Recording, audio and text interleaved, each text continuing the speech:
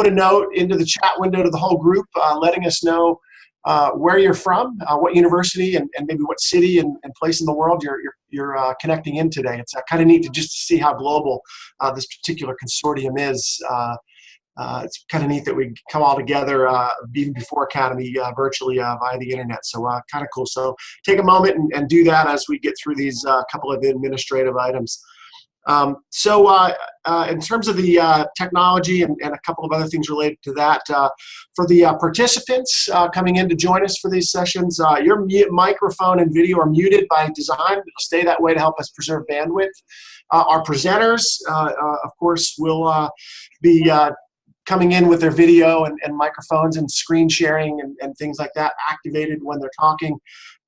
Once we get through the intros, I think it'd be great if just the speaker that's presenting will keep their microphone and video live. We'll ask you to mute the video and microphone for speakers that aren't talking at the time, just to make sure we preserve bandwidth as much as possible for those coming in from places with less reliable connections. When we get to the presentations, certainly we want to obviously encourage a great dialogue, and we try to do that via the chat window. So if you have questions at any time, feel free to fire them off to us via that chat group. Myself and Craig Rossland and a few others will be keeping an eye on that. Of course, the speakers will as well. And we'll look to interject questions in and at the time when it's appropriate. And of course, at the end of each speaker, we'll have plenty of time to do that as well. And then the final point is, if you have any technical issues, what we want to do is make sure you get the help you need while we are able to still keep this session moving forward. So if you have any technical issues today or in the future sessions, we're going to keep the session moving forward unless we see evidence that it's a system-wide platform issue. But if you've got individual challenges, you can reach out to CARMA admin. On the chat window, you can send a private message directly to them by clicking on the little drop down and selecting CARMA admin, and they ought to be able to help you get straightened out with your internet or with any technical issues. Also want to remind everybody that if you miss something during the presentations, we're also going to record them and get them posted up as quickly as possible on the consortium website. So unless there are any last-minute questions, and I'm quick scrolling through, seeing all the great intros from folks all over the world, which is neat, why don't we get started here? And I'm going to hand things over to our first presenter, which is John Kammeyer-Mueller from the Carson School at the University of Minnesota.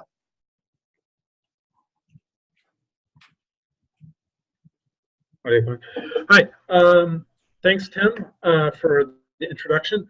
I just wanted to briefly introduce the Research Methods Division. I am the division chair for this year, and just tell you a little bit about what the Methods Division does, in addition to putting on this presentation, and kind of do a plug for joining the division and making it a part of your membership in the Academy of Management.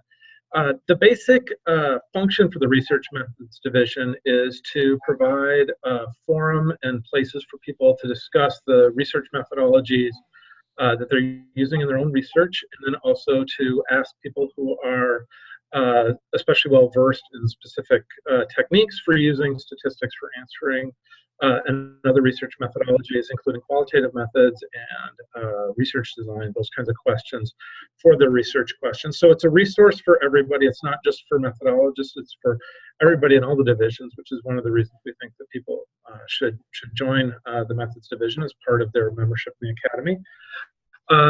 It's also a place where people can exchange ideas and questions for various functions that the division provides.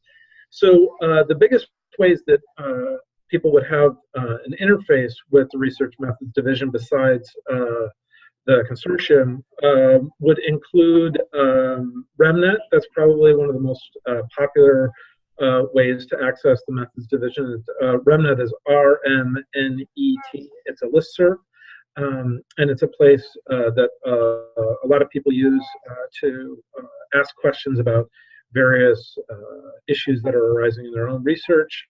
So it's things like asking people for questions on how to do mediation and moderation in statistics, about the meaning of various statistical findings that they're getting, people to ask questions about how to do different kinds of qualitative research. So all the different things that I mentioned before. And it's a chance for people to talk to one another in pretty close to real time internationally. So it's a great extension of what you're seeing here. So I would encourage everybody to be a part of REMNet. Another way that the Methods Division interfaces with people is through Organizational Research Methods, which is a journal that is partially sponsored by the Research Methods Division, and that's where you'll find a lot of things like tutorials on how to use different research methodologies. It's an opportunity for people to read about things that are outside of our field that might be coming in, so different kinds of techniques like that. And then it's also a place for new and cutting-edge statistical techniques to be developed.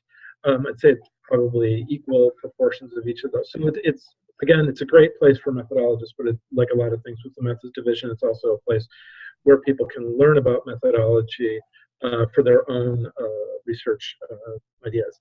And then the final way that the Methods Division has an interface with members is through the conference program, and the conference program would include things like social events, and there's a social event associated with the consortium at the Academy Management meeting. There's a lot of other sessions that are put on, including some that are really popular, like our Ask the Qualitative and Quantitative Experts series, where people can sit down and talk to people who are research methodologists in different areas and kind of shoot ideas back and forth about how to conduct their research. And then there's other presentations where people will talk about ongoing research methodologies besides the PDW part of the program. So that's another area where the Methods Division can be a chance for people to have an interface. Okay, so that's all I had to present for right now. Thanks a lot for your time, and I'll hand it back to Tim to introduce our next speaker. Thank you. All right, fantastic. Thanks so much, John. Appreciate that quick intro for RMNet. And I see some questions popping up. Some folks asked about the mailing list address, things like that. We'll get links to those posted so people can pick up on those as well. Great resource, something I probably use monthly, just pulling through the archives of old messages, answering research questions, which is always fantastic. So next up, before we dive into today's topics, we're going to hear just a bit real quick from our host, Larry Williams, who is the head of CARMA, the Consortium for the Advancement of Research Methods and Analysis, and our gracious host technologically here with this platform. He's going to tell us a little bit about CARMA, and so I'll turn it over to you. Thanks, Tim, and greetings, everybody. I'm coming from Lincoln, Nebraska.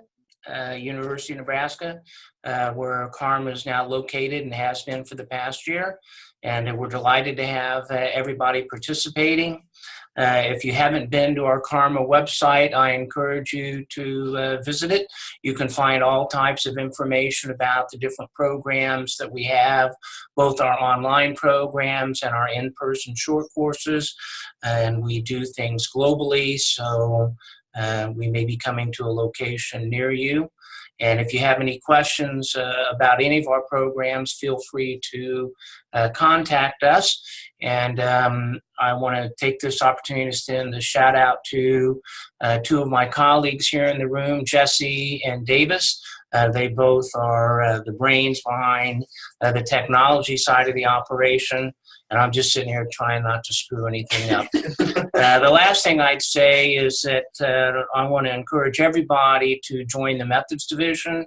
I was there as a student in '84 when it was formed.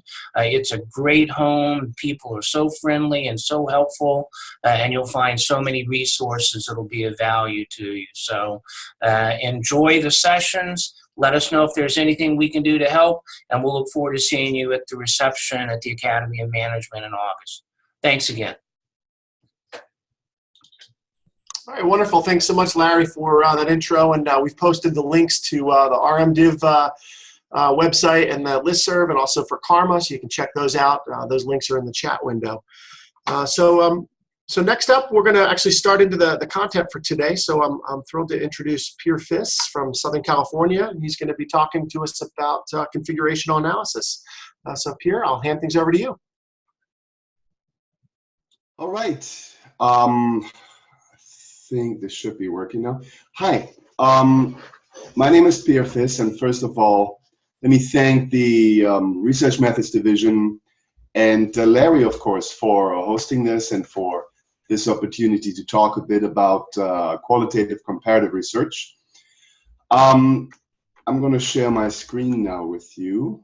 So, all right, let me see. Sorry, I'm a little slower at this. Okay. All right, this doesn't give you the full presentation, it seems. It worked yesterday. We tried this out yesterday. I will try to fix that quickly. Well, we'll probably do it this way. That's okay. Yeah, here we go. So, all right, so I'm going to talk about the general question, a bit qualitative comparative analysis. I'm hoping a number of you are here to learn a bit more about what qualitative comparative analysis is and get a very high level introduction to it. In the about, I guess, 15 minutes that I have, I can't be talking about any of the details of the method, but let me tell you, there's a number of workshops that you could attend that provide a much more detailed introduction to qualitative comparative analysis. There are several in Europe that you can find on the Compass website. That's Compass with 3 S's at the end. You can also Google my name and look on my webpage to find out more where to connect to Compass. Alternatively, there's also a workshop that Charles Reagan and I actually convene here in Southern California. That's the Southern California QCA workshop. Usually takes place in March. It's a 3-day workshop that offers an introduction. So, but if you're still wondering, so what is QCA? Let me start with sort of 4 relatively abstract answers to that question. What is QCA? And first of all, QCA is an approach that bridges qualitative and quantitative analysis, and it does so actually in several ways. First of all, most aspects of QCA require you to be familiar with your cases, and of course that requires some understanding and some in-depth knowledge of, say, the organizations or individuals or situations or countries that you happen to be looking at. But the attractive aspect of QCA is it allows you to engage in a rigorous cross-case analysis. That is, to look across usually a relatively small number, but by now it can also be applied to large numbers, by let's say 25 to 40 cases, and engage in a rigorous comparison situations where you have too much complexity to do this in your head, and you require some formal way of analyzing it. This analysis it respects the diversity of the cases in the sense that it does not disaggregate cases into variables or scores on measures in some way, but instead sort of looks across them and considers each case as a entirety that can't be ripped apart into just various aspects, and then looking at the variables that might be correlated. As you'll see, it's a set analytic approach too, and therefore has doesn't use variables in the first place, but instead measures of set membership. So second point, QCA is really a tool for dealing with situations of high degree of causal complexity. With QCA, it becomes possible to study situations that are marked by Inus causality. And if you know Mackey's work on the cement of the universe, you're familiar with Inus causations. Those are one particular causal conditions that are insufficient but necessary parts of a causal recipe. And those recipes themselves are unnecessary but sufficient.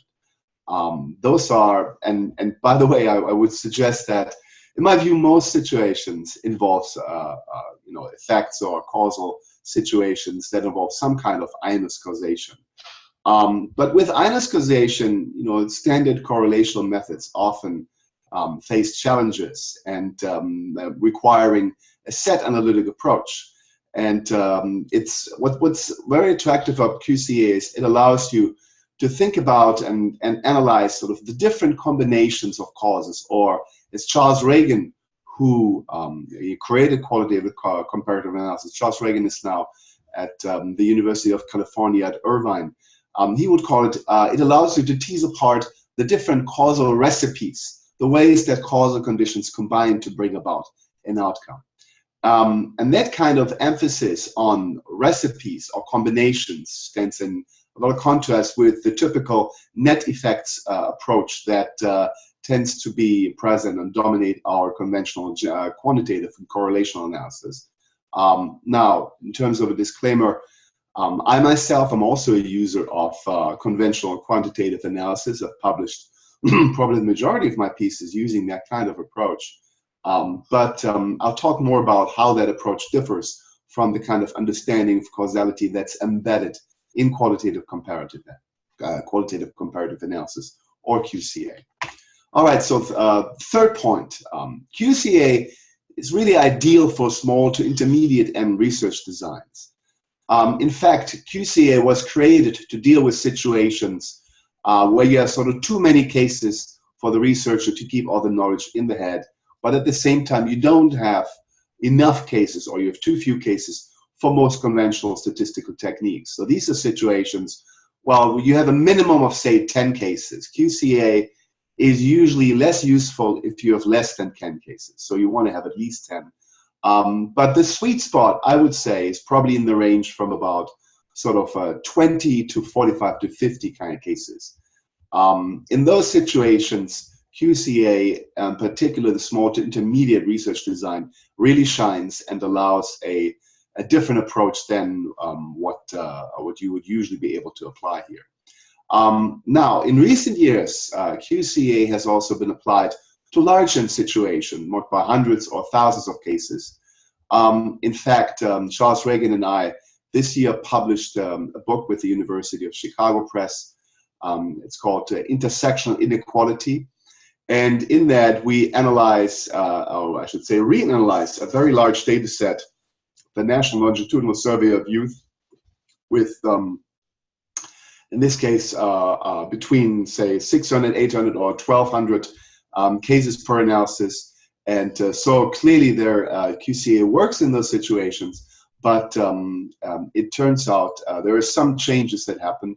And actually, Thomas Greckhammer, Wilmis Misanji, and I published on that, on the what we call the two QCAs, one for small and one for large end.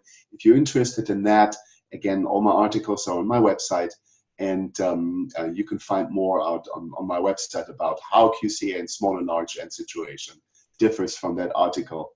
And all right, let me turn to the fourth point. QCA is set analytic in nature, meaning it uses sets as opposed to variables and set membership. It does not use correlations. And one of the reasons it does that, because, well, arguably social theory is to a large extent verbal. And if you look closely at much of our social theories, actually verbal formulations tend to be largely set theoretic in nature. So for instance, highly fit organizations are a subset of organizations that are high performing. That would be a set-based statement as opposed to a correlational statement. Correlation will say high membership, or sort of, high degree of fit is associated with a high degree of performance. That would be a correlational statement. Both describe what we typically observe, but they do so in different ways. And set analytics really focuses on set and subset membership.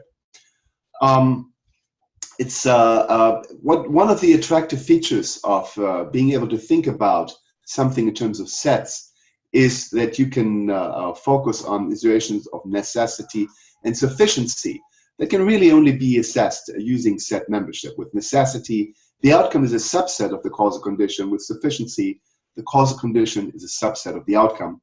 And with Einers causation, cases with specific combinations of causal conditions form a subset of the cases with the outcome, and that is one of the ways that you can get at Einers causation that is really not doable using a correlational toolkit. All right, some of the cornerstones of QCA I wanted to talk about. QCA is not just a method, it's really better thought of as an approach. And there are some aspects of it that define it as an approach. The first one I've already talked about, the allowance for causal complexity. QCA really focuses and privileges causal complexity because it was a tool that was specifically generated to deal with situations where causality is conjunctural equifinal. Conjunctural meaning there are several causal conditions that jointly bring about an outcome. It is their combination that leads to the outcome. And secondly, equifinality means a situation where you have more than one path to an outcome. So combination ABC or DEF or G not H and Y might all be associated with an outcome of interest, but they are completely separate in different configurations that can be teased out, and they are equifinal in that they all lead to an outcome in question. It is secondly based on integrating case-based and other forms of substantive knowledge. It works very much best when you know something about your cases, when you have some substantive or theoretical prior knowledge about them, and combine it in a way of abduction, a back and forth, or what Charles Reagan would call a dialogue between the theory and the evidence. So a back and forth between your set analytic analysis on the one hand and your deep understanding of the cases on the other. And it does so through various tools, including the calibration of crisp and fuzzy sets. I should point that out. Sets can be crisp or fuzzy. Fuzzy sets being akin to a ratio variable that is completely continuous. So we're not talking about binary junking. That's done with crisp sets. Fuzzy sets are much more like continuous, or can be much more like continuous variables. They don't have to be. They can also be chunky like ordinal variables. Right, let me turn to the next point. QCA uses the method of incremental elimination. That is, it creates a data matrix called a truth table, and then uses a controlled comparison to eliminate causal conditions that are not relevant to the outcome. This method of elimination is similar, but it's actually superior to Mill's method of agreement and the method of difference because it allows for an experiment-like contrast between two paths and then the elimination of particular causal conditions that are not actually relevant to that outcome. It focuses on set theoretic and quasi-set theoretic relationships. And in doing so, well, it looks at the different configurations that share an outcome. And if a certain set of, say, organizations share an outcome, they constitute a subset of causes with the outcome, of course. And that set theoretic pattern allows to make arguments about sufficiency, of course, always, excuse me, contingent on the interpretation of the evidence. It focuses on counterfactual analysis. And this is one of the features that is, I think, again, very attractive about QCA because it allows for, again, in that experiment-like contrast can be done with what is called in QCA easy counterfactuals, which are hypothetical cases that resemble the empirical cases in all aspects except one, but it can also use what you might call difficult counterfactuals that require much more theoretical knowledge. But both of those allow you to focus not just on situations that are present in your data set, but also to extrapolate to situations that are for which you do not have empirical evidence, but for which you can conduct what you might call a thought experiment of what would happen in those situations, and use that data, which are, and these are called logical remainders, use those logical remainders to further simplify your analysis and obtain what's called a simplified solution or parsimonious or intermediate solution. All right, a few words about different types of QCA. There's small n versus intermediate n versus large n QCA that I've already talked about, which differs. Small n really sort of usually a small to intermediate being about 10 to 50, and large n QCA being usually 100 and more cases. There's crisp versus fuzzy set causal conditions. Crisp being binary sets. Fuzzy sets can take in any form from 3 value to 5 value to all the way continuous fuzzy sets that take on any value between 1 and 0. You can use QCA with crisp or fuzzy set outcomes. And in fact, you can mix crisp and fuzzy sets in terms of the causal condition, and apply a mix of those both to crisp or fuzzy set outcomes. And furthermore, you can focus on both negative and positive cases versus only positive cases. And this means, well, for instance, one of the most attractive aspects of QCA, as I see it, it allows you to look at the things that lead to the presence of the outcome separately from those that lead to the absence of an outcome. Think of a simple outcome, such as, for instance, being out of poverty. We probably all agree that what sort of lets people be out of poverty isn't necessarily a mirror image of all the path that people take into poverty. So what's attractive about QCA is that you can do a separate analysis for what predicts being out of poverty and another analysis for what predicts being in poverty. Well, that would be akin to, if you had a binary outcome, would be akin to a logistic regression that you would run on only the ones in your outcome and not the zeros. Of course, that's not, feasible. We wouldn't even know how to start running correlation with only, the ones as opposed to the zeros. But that is one thing that you can actually do. You can separately model, the presence and the absence of the outcome in QCA. What QCA is not, a few points about that. It does not attempt to infer population characteristics from a sample. It's a non-parametric approach in that sense, but it looks at configurational diversity across a set of observations, meaning what are the different configurations in the set of cases. It does not attempt to isolate or infer a causal effect based on a test of a causal model, like what we often do when we use different correlational tools. It's not a technique for assessing the separate impact of competing independent variables. In that sense, there is no average treatment effect, and there is no focus on the unique contribution of one causal condition. Instead, it looks at the ways not so much that causes compete, but rather than they combine to bring about an outcome. QC is not correlational. It focuses on connections between cases, but it doesn't use correlations at all. It uses set and set membership and set subset relationships. And it does not affect actually interaction effects, meaning it doesn't, if you think of interaction effects broadly as a test for non-additivity, that's not what QCA does. Instead, it looks at combinations of conditions that in a qualitative or in a chemical sense interact or react with each other and thereby jointly bring about an outcome.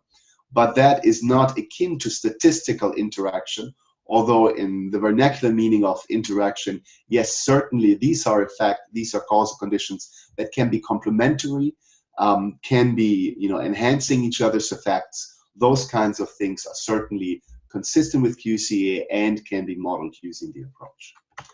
All right. In terms of, I'm probably running out of time. So this is my last slide. What QCA does is, as an approach, it offers an alternative template for social research. And here, on this slide, I'm showing you sort of the difference between the conventional template and the QCA approach. So much of the conventional statistical toolkit tends to use variables, measurement, dependent variables, and given populations, focuses on correlations and uses a correlation matrix to estimate net effects, and at times uses counterfactual estimation. In QCA, instead of variables, we focus on sets. Instead of measurement, we have calibration of set membership scores. Again, I can't get into detail of that. Outcomes are more often thought of as qualitative states, becoming high-performing, changing into or shifting into poverty and so forth. Populations tend to be not so much given populations that we have already, but instead constructed populations that we put together based on some knowledge about the cases. No correlations, but set theoretic relationships. Instead of a correlation matrix, what you use is the truth table that shows the configurations of case attributes. We're looking at causal recipes as opposed to net effects. And we're using counterfactual analysis as opposed to counterfactual estimation. All right, that is my presentation. I realize this is basically a teaser presentation. But what I would encourage you is, if you want more information, about QCA, you can go to the fsqca.com website. That's fsqca.com. Or more simply, my name is Peter Fiss. You can Google my name, go to my website, and on my website I have links to all the major QCA resources. That includes the fsqca.com website.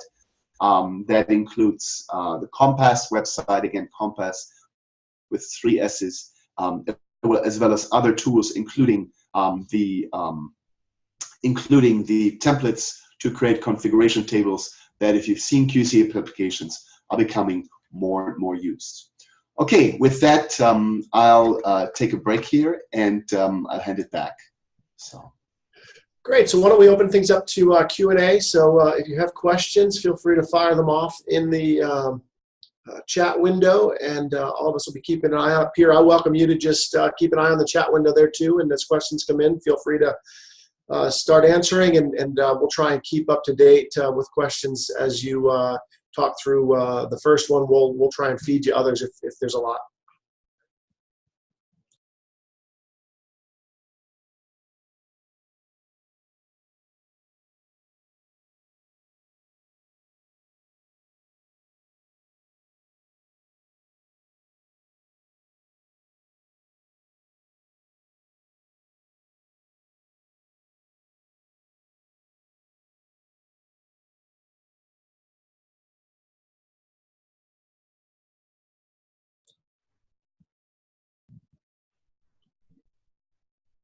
Okay, great.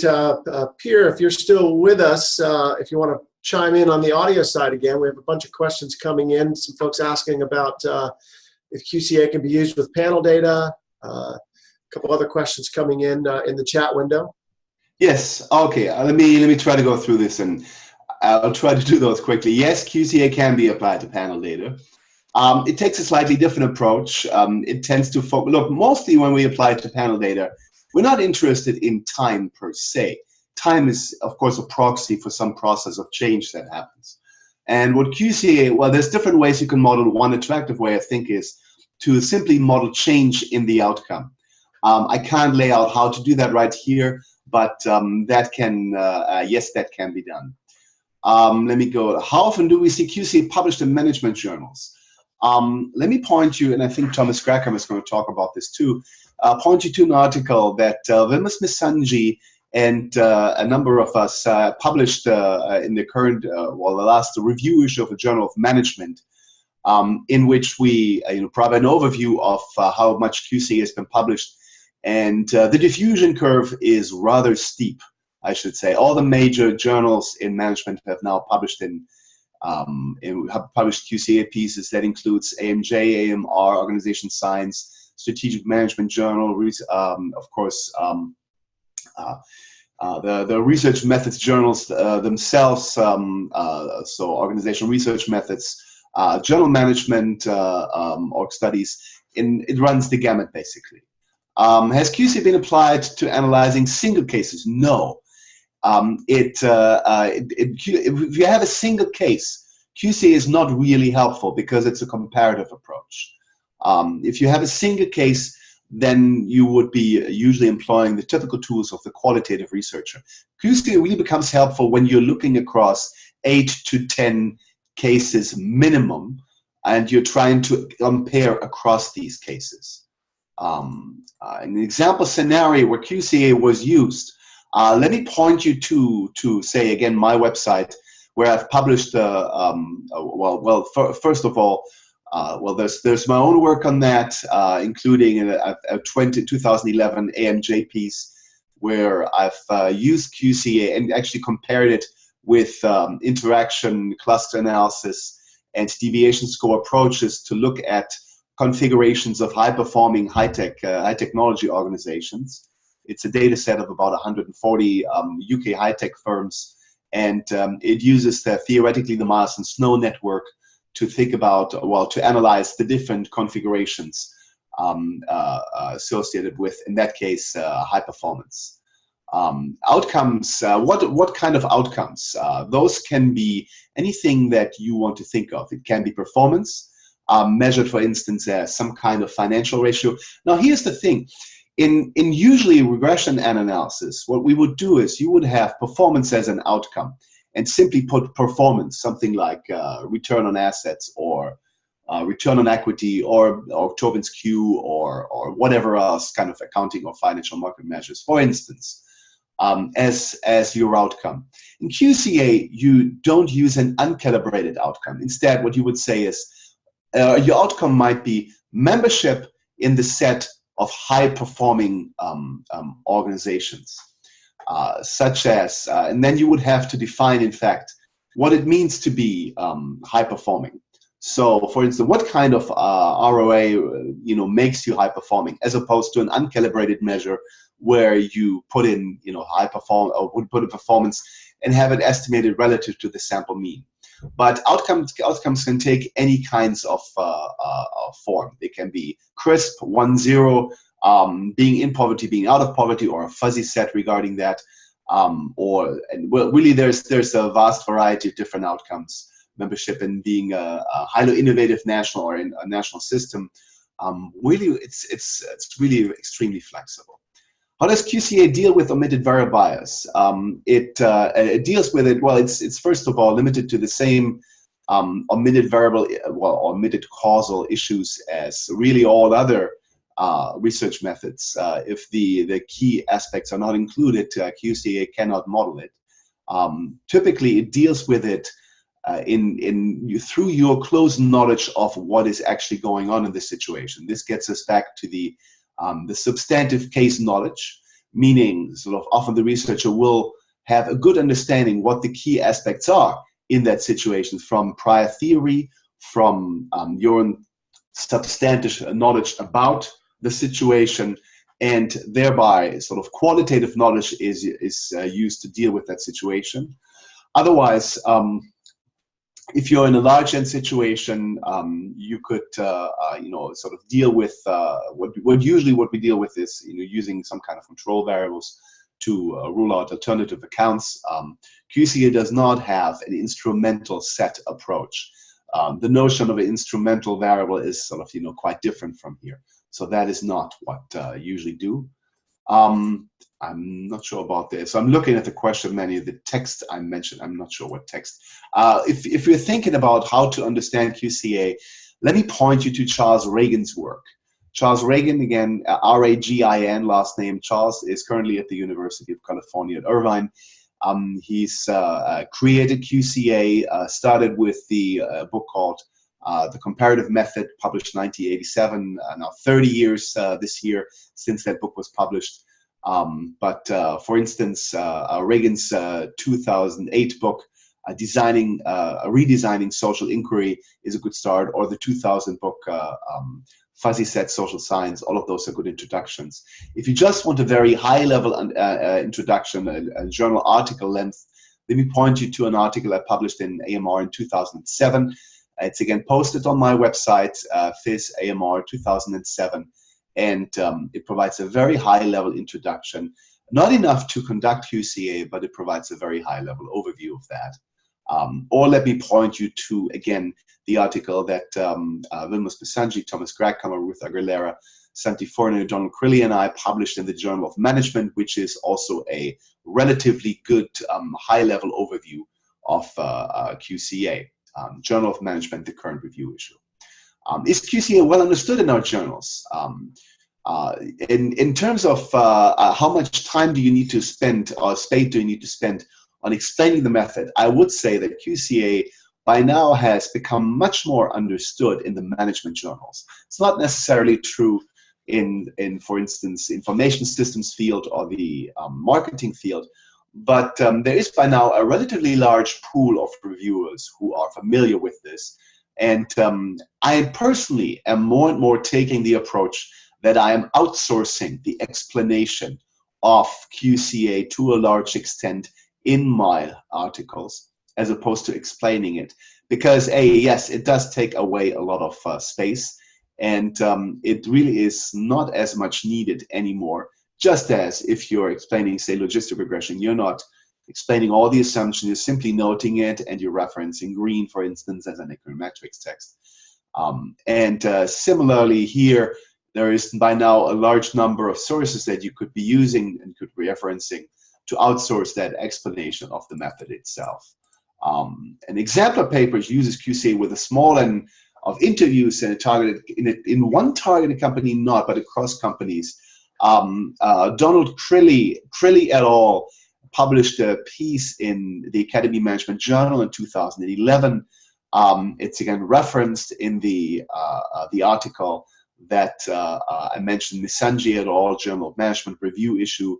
That's again a review of the current state of QC and management. Piece by Quigley, Zolo, and Hansen, I believe, uses, I think, interview data on about 27 companies. It's a really well done small n management study that I would recommend. Tim, how much time do we still have for this? I'm happy to keep going, but am I going over time? I don't want to take away from the other presenters. I think we're good with time here, so I think we can certainly take a couple more questions. Okay, I'm happy to. How can we determine the cutoff point to form the sets? Yes, that is really one of the key aspects. For that, let me first refer you to Charles Reagan's work. And by the way, Tim, I'm doing this audio to present bandwidth, right? Or no video, I understood. If you want to pop on the video, you can do that. That'd be fine. Oh, I'm happy to do that. Okay, let me try to go back to my video screen, if I can find that. That's my challenge, I guess, at this point. All right, let me see. Here we go. All right, here we are, back on video. Okay. In terms of the cutoff point to form the sets, let me refer you to Charles Reagan's 2000 book, Fuzzy Set Social Science, University of Chicago Press, 2000, because it provides really an in-depth explanation of the idea of calibration. Calibration of a set is a process where you consider really fundamentally sort of what does it mean to be fully in and fully out of a set of, say, high-performing organizations. And that, of course, depends on your definition of high performance. What does it mean to be high performance? Or, for instance, your definition, instead of controlling for size, you would say, well, what does it mean to be large in a given set? Often that can be done through substantive understanding, that is substantive knowledge. Second, prior theoretical knowledge about what we know about a particular phenomenon. And third, sort of common sense. Those are good ways, for that matter, to put sort of qualitative stakes into an uncalibrated measure. Let's say you have sort of size as number of employees. And now an uncalibrated approach will simply say, well, relative to the mean of the employee size measure in my sample, you know, is this organization relatively large or relatively small relative to the mean for that particular set of organizations? That's an uncalibrated measure in the sense it doesn't tell you anything about calibrated to an external standard, what it means to be large. Is 100 large or small? Well, you know, sort of that's, you know, relative to a sample, it doesn't really tell you anything. So what calibration does, it ties your measure to qualitative stakes of set membership, or being fully in or fully out of a set. So that is, I think, one of the key defining features of QCA, because it requires you to know something about your various measures. You know, if you want to have a couple more examples, let me again point you to a whole bunch of prior articles that discuss the notion of calibration in detail and provide you with plenty of examples for all sorts of different measures, you know, sort of performance, size, formalization, really anything you can think of. All right, let me keep looking at the questions. Does QCA tell you how much each component is required in order to be sufficient, or is it just present? No, you can. No, sufficiency is not merely assessed using a binary 1-0 kind of choice. If you're thinking of, well, it's, again, QCA does not do the equivalent of effect sizes in traditional analysis. What it does is, so it allows you to estimate, sort of, you know, does a set of cases pass a certain threshold that gives it membership in the outcome? So QCA, again, does not estimate effect sizes. If you're interested in particular effect sizes, you are better off using correlational methods. If you're interested in understanding what combination of factors might be sufficient to bring about an outcome. And that combination is not measured just in a 1-0 binary fashion, but can be measured using a fuzzy sets and thus be a continuous measure taking any value between 0 and 1, any fraction of a value for that matter. So it's really like a continuous membership measure. In that situation, yes, that's what you can assess. All right, in conventional, oh, sorry, I'm skipping here through some of the questions here. Okay, there's a lot of questions here that I'm not going to be able to answer. In conventional statistics, too many variables often cause bias to outcome. Well, let me talk about again, QCA does not use variables. What it uses is sets. And see, in conventional correlational analysis, adding controls is cheap in the sense that if you have enough cases, well, assuming you have enough cases, it is cheap to add more control variables because well, you know, so as long as you have enough cases, they don't enlarge your possibility space, rather they narrow it down, so to speak. In QCA, the matrix, the data matrix that you use, which is called a truth table, lists all theoretically possible configurations of your causal conditions. That means whenever you add an additional causal condition, your data matrix doubles. Accordingly, adding causal conditions is expensive. And currently, well, you know, not currently, but just in general, a meaningful analysis using QCA will typically be limited to about, I guess, a maximum typically of about 12 causal conditions. I try to keep it more to 10 to 12, because once you have more than that, the possibility space really becomes very unmanageable. That is not an issue if you have an understanding of what is actually going on in a given situation, particularly if you're using case knowledge to determine, you know, sort of, if you're using QCA in dialogue with the evidence to get at what is going on in a particular situation. So you don't have a problem of having to conduct some kind of statistical control. So in that sense, QCA again is quite different. It's fine to estimate it, and I've estimated models with, you know, not that I wanted to, but if I needed to because I was replicating somebody else's analysis, I've created a model with 32 variables. That would be meaningless in QCA. And of course, it would be meaningless in any sort of small n analysis of, say, 30 to 40 cases. Who would want to focus on that many variables in the first place? All right, can I explain the core periphery distinction I make in my AMJ article?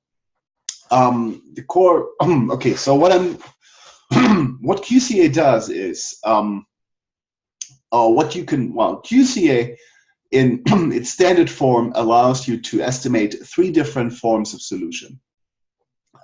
There is what's called the complex solution that uses a minimization of algorithm.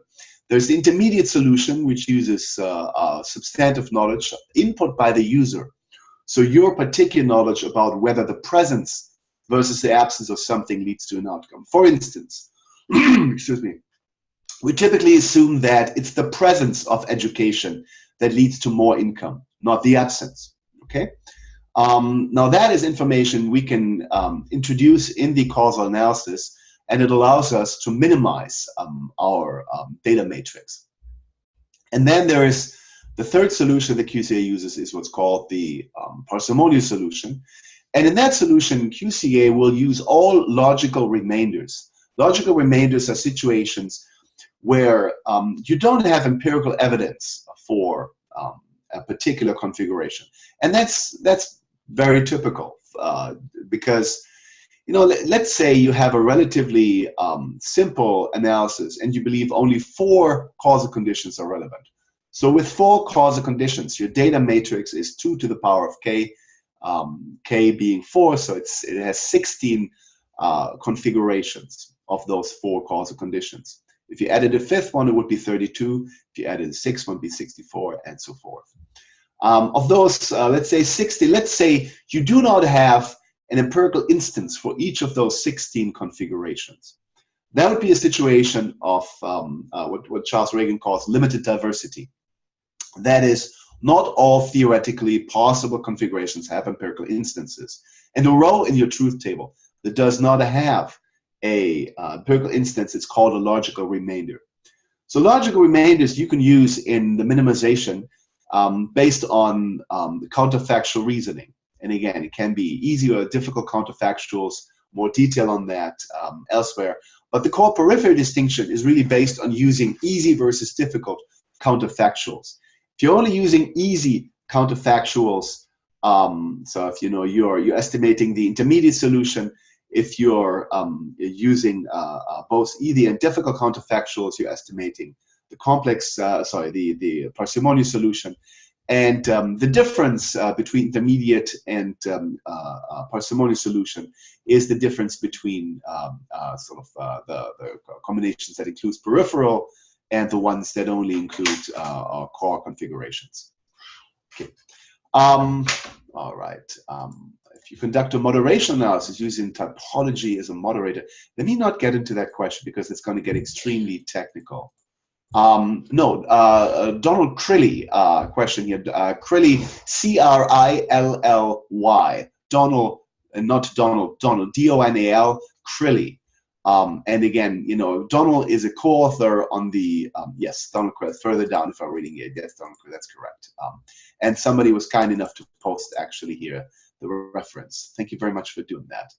What's your view on the various calibration techniques, direct methods versus using rank ordering versus standardizing? The standardizing isn't really something that's as much done in QCA. The direct method of calibration was introduced by Reagan in his 2009 book.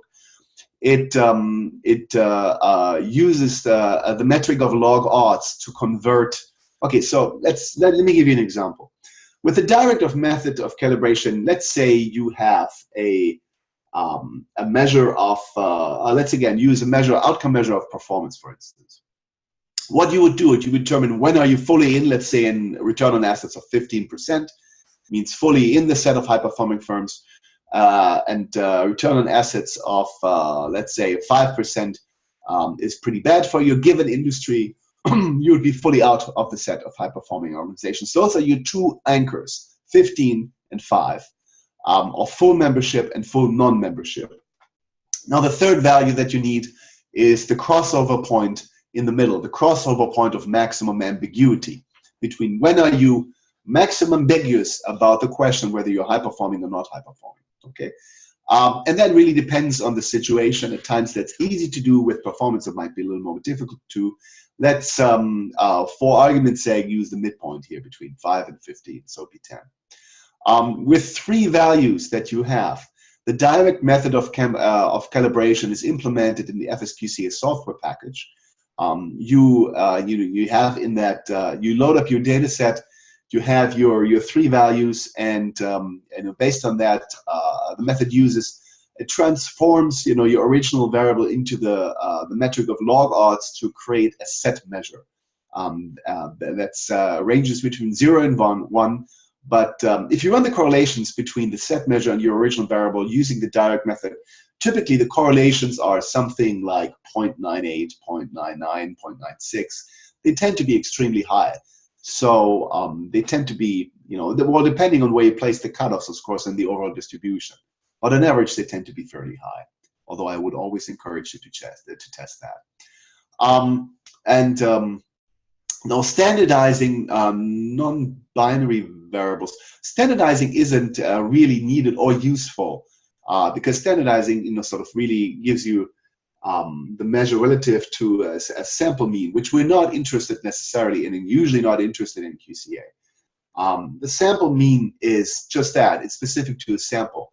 Calibration doesn't do anything specific to a sample. Calibration tries to focus on issues that are tied to external standards. Relative, not just relative to the particular sample that you happen to be drawn, but some external standard. Think, for instance, if you were making thermometers, okay? If you were a manufacturer of thermometers, you would want to calibrate your thermometers to an external standard of 100 degrees, not just to a batch of thermometers that you just manufactured, some external standards. So in the physical sciences, calibration to external standards is really very typical, and is often done. In the social sciences, it's really done much less, which is kind of something that QCA tries to remedy.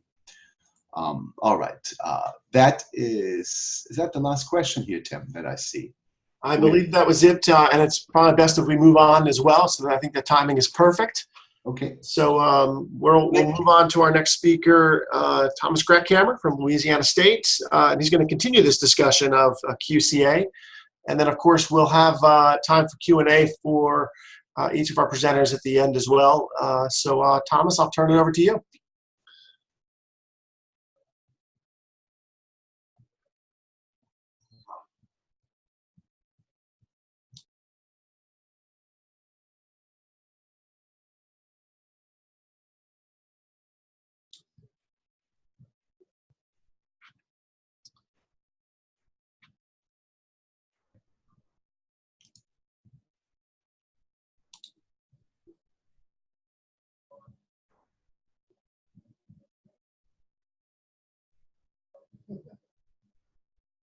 Thomas, are you still with us?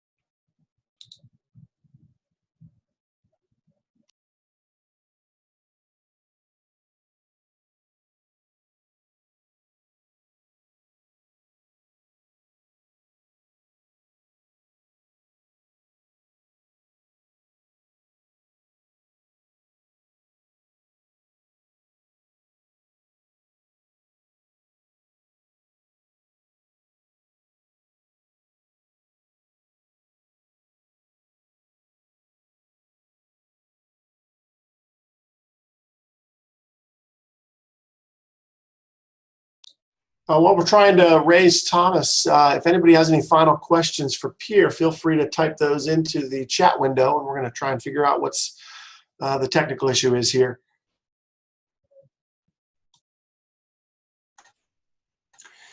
Tim, while we're waiting, can I share one more thing here, one article actually, sort of, you know. Absolutely, absolutely. Okay, so I wanted to, let me see if I can pull that up here. So I'm still, all right, if I share my screen here, all right, this one here. Okay, so does it come on screen, the article for that matter? Yes, it's up. Okay, and absolutely, yep. Okay, so this is an article I was referencing in my talk. It's called Embracing Causal Complexity, the Emergence of a Neo-Configurational Perspective by Sanjay Greckhammer and so forth. You have Donald listed there too, Donald Quigley for that matter. And it's, as you see, it's from the January, from the review issue in the Journal of Management. And so what we do in this piece is not just provide an overview of the development of QCA in management, but what we really want to suggest here is that we see sort of QCA as a second or third wave, depending how you count, of configurational analysis in management. If you think back of some of the earlier approaches to configurations, you had, say, a lot of focus on typologies with Burns and Stalker, Myers and Snow, and so forth. And in the 1990s, statistically, that translated into, say, the work of Alan Meyer and Danny Miller and others too, David Ketchen, and who all aimed to empirically tease apart configurations using typically cluster analysis, interaction effects, work of Doty and Glick on deviation scores. What we argue here is that So with QCA in management, you've seen the rise of what we call a neo-configurational perspective that aims to get at configurations in a very different way, and one that takes a set analytic approach, is based on causal complexity and limited diversity, counterfactual reasoning, and shares a number of different features that make it very separate from the prior approaches. And as we argue, sort of it's been taking off, and in fact not just in the management literature, but also in adjacent fields. You now have publications using QCA in basically most of the major journals in information systems research, in marketing, in accounting, not so much in finance. They tend to be a bit slower on those aspects and more orthodox. So it's been spreading across a variety of fields. So let me see if there are any more other common sort of questions that I overlooked by any chance. I can talk about those. All right. Okay, just to update folks, Thomas had a bit of a tech issue. He's restarting his session here to get back into the conference, so we should have him here shortly. Okay, that's If there are great. any final questions for Peter while we wait for Thomas to pop up, feel free to fire those away in the chat window. And Thomas, if you hear us, just unmute your mic and join us just as soon as you're up.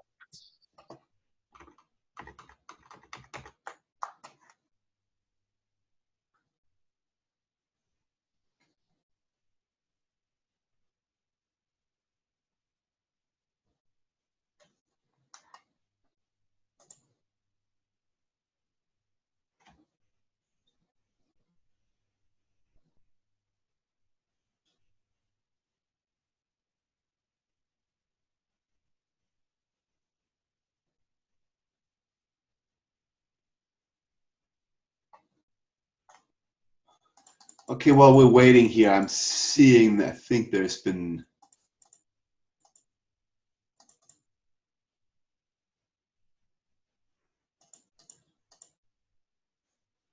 I'm not seeing any other questions at the moment. Oh yeah, I think I've gone over these before.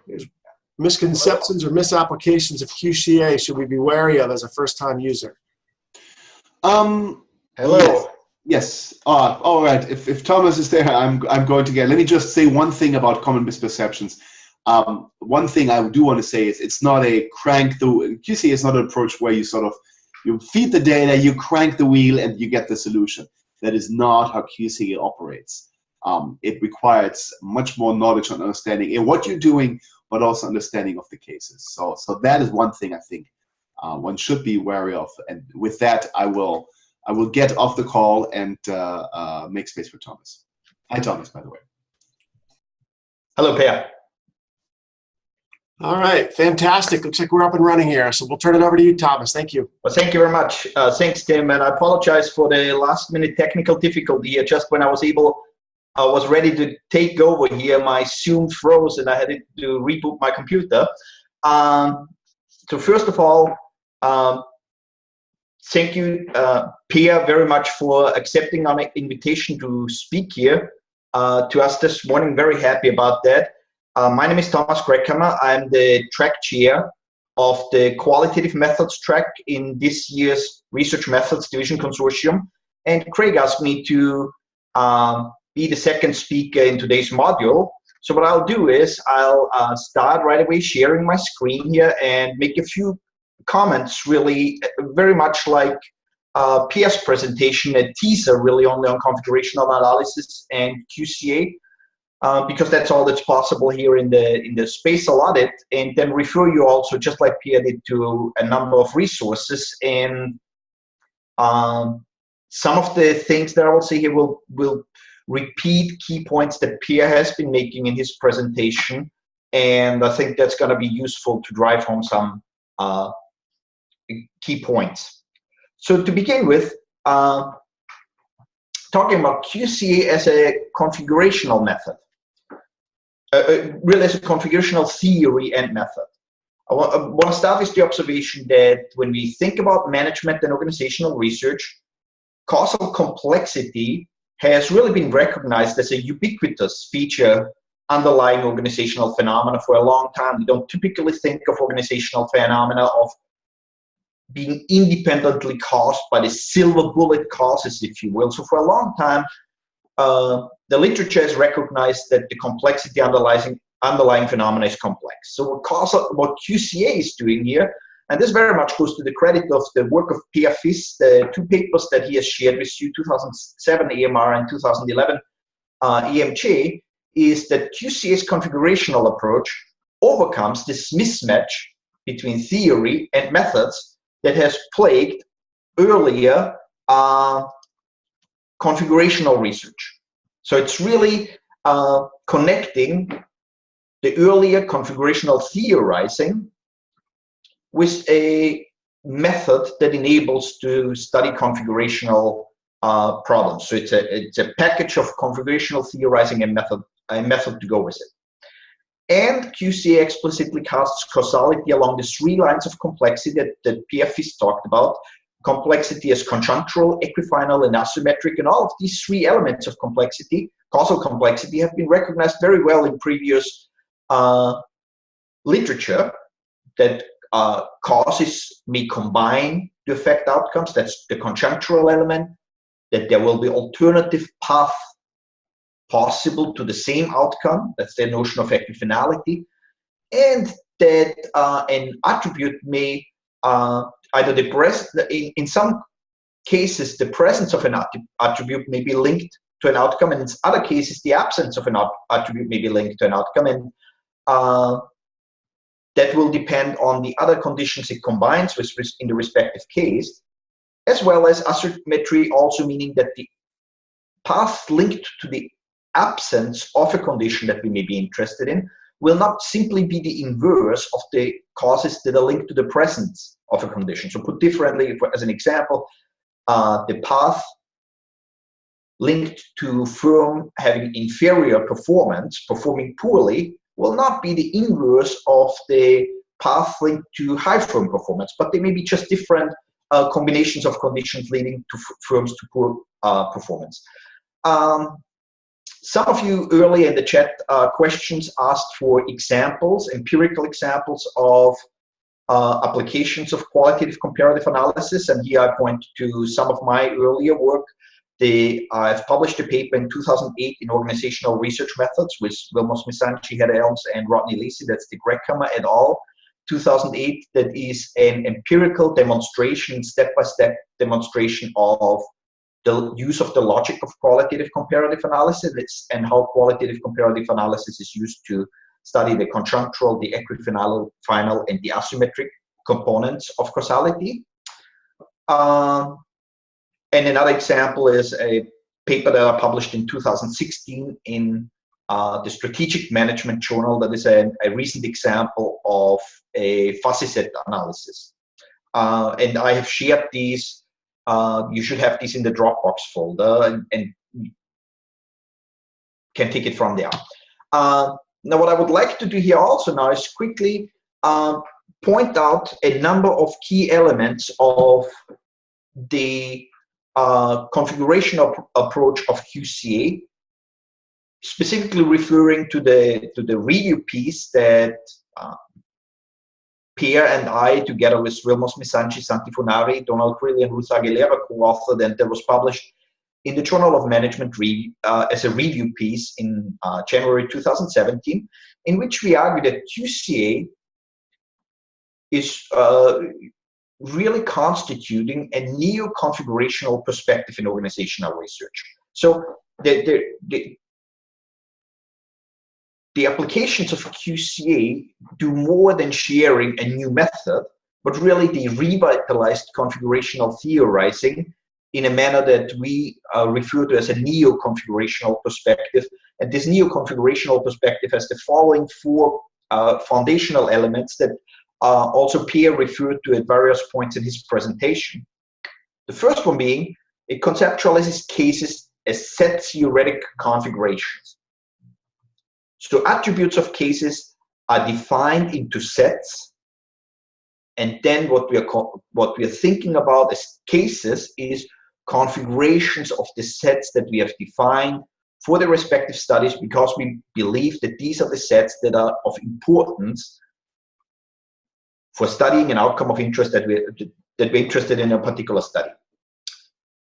The second foundational element is the calibration of cases into sets, determining cases membership in sets.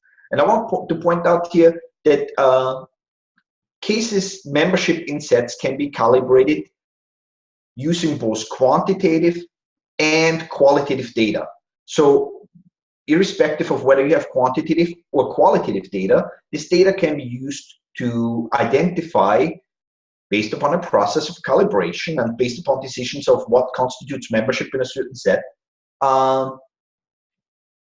to determine cases membership in sets, and then analyze these quantitative or qualitative data using qualitative comparative analysis. The third one is it views complex causality, as already Pierre referred to, in terms of necessary and sufficient causal relationships. Necessity means that an attribute has to be present for an outcome to occur, and sufficiency means that an attribute or an attribute combination in itself can cause a certain outcome. And the final foundational element here is that it enables counterfactual analysis of unobserved configurations that Pierre talked about. The fact that it uses a truth table to map all the logically possible combinations of attributes that have been identified as important for a particular study, and then not only studies the patterns in the data among the observed configurations, but also enables researchers to conduct counterfactual analysis of the configurations that are logically possible but not observed. Is here foundational element. Couple more things, and again drawing on our review piece here. In this article, and I think Pierre had already, I saw this when I came back online, had shared this as a screenshot, and I think we should add this also to the Dropbox. So I'll send this to Craig and make it ready for you to share. We conducted a comprehensive review of QCA applications in management journals, and a couple of things that we found here that I want to leave you with as a teaser. The first thing is, in the last 5 to 6 years, there's really an increased use of QCA management scholarship. So when Pierre started to work on using QCA first, when I started to work first on using QCA, it was a more really exotic method, but now we see it published in the major management journals, and it is establishing itself as a viable element in our theoretical and methodological toolbox, really the neo-configurational perspective that I talked about in the previous slide. Secondly, what we observe here in this review is that there's a trend from small n to large n analysis. Initially, as Pierre noted, QCA was really developed specifically for the purpose of analyzing small n data sets, because the traditional statistical tools were not applicable in this space of empirical analysis. But there are recent examples now of increasingly turning also to applying QCA and its configurational logic to large n analysis. And actually, Pierre Fiss, Vilmos Misanji, and I published a paper in 2013 that juxtaposes differences in research design considerations between small n and large n QCA applications. So QCA can be applied for both, but there are some different considerations that need to be taken in terms of the research design. Next observation we have in this review is there's an extension in the level of analysis. Originally, when QCA was first introduced in management research, applications tended to be at the very macro level. For example, country level, cross-national analysis, very much an extension of the sociological and political science tradition of using QCA in these domains, primarily for the small n applications. But we more and more see now organizations, firms, and lower levels of analysis in QCA applications. And really the important thing I want to point out here too is the QCA can handle multi-level data very well. It's an alternative really to using HLM for analyzing multi-level data, which would be the regression-based solution for analyzing this data. And for example, I point here again to the paper published in ORM in 2008 that used multi-level data, and also to Fiss and Lacey in 2009 published a nice discussion of how QCA can be used for multi-level data. Also, while QCA is still very often used for inductive theorizing, so for theory building and theory elaboration, it's increasingly also used for deductive theorizing, for theory testing. And so QCA can be used for both theory building, elaboration, and theory testing.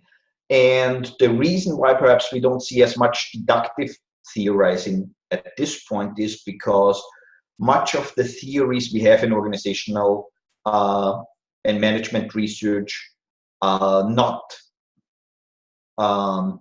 configurational theories. So there's really a lack of, if you will, of configurational theories. That's why there's much still inductive.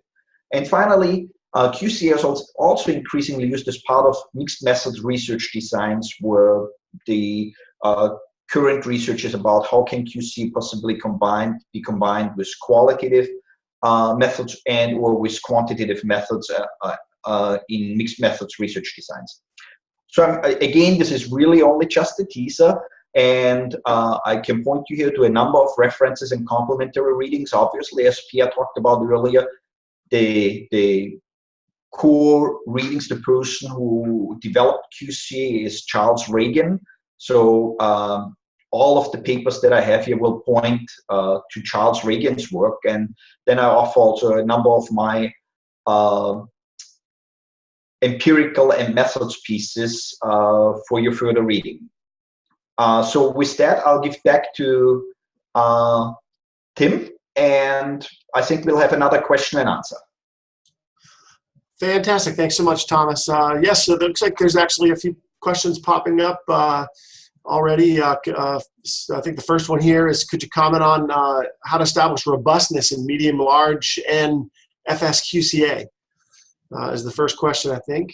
And I'm sure that many more will be popping up. So in terms of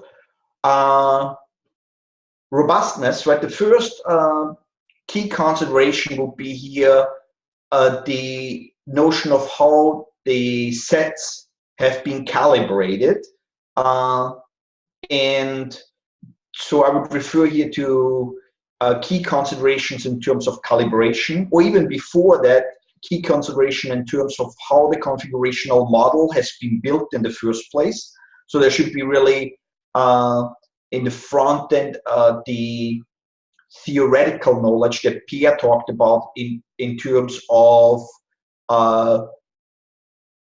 as much as possible detailed understanding of the cases and or the empirical setting to properly identify the conditions that are flowing into the configurational model in the first place. Then the second step would be the calibration in terms of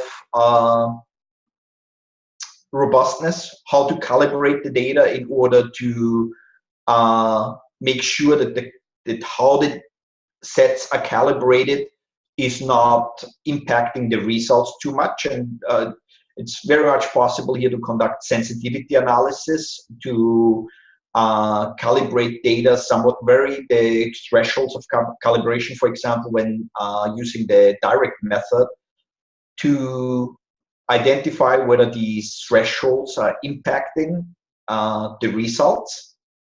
And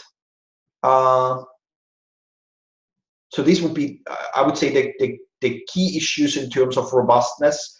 Identify the model properly in order to actually get solid coverage, also to have a model that meaningfully explains the causal conditions that affect in combination the outcome, and then also try to fine-tune the calibration that is linking to that is underlying the empirical data. And I'm looking here what other questions we are having. Or the 4 fundamental features of QCA.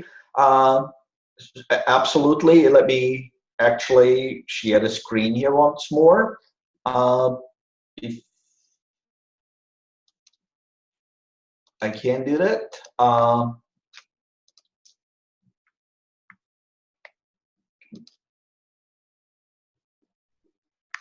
So, and actually I'll be happy to post these slides also for your review.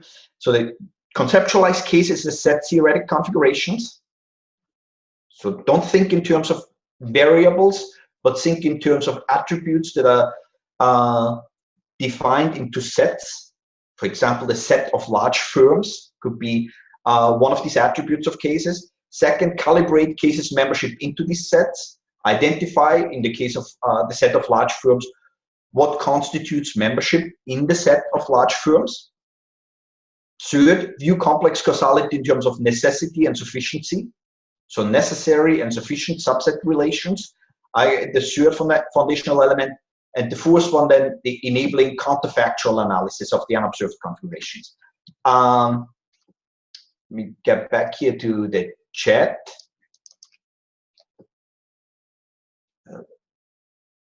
How to stop sharing and get back to the chat.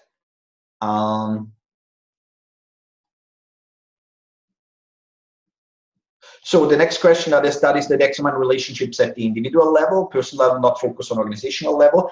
As I said in my presentation, originally the emphasis in empirical applications of QCA was on the macro side, but it's important to recognize that when we talk here about QCA and about case-based comparative analysis, cases could be anything. In my research, it's primarily firms, organizations, and countries, because I do macro level, international, and firm level research.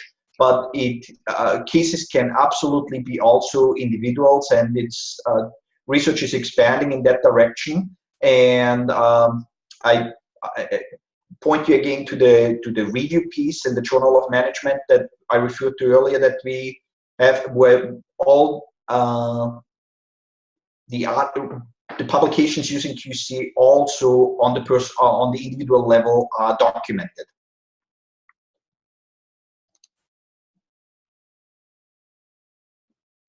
So the quality criteria for QCA.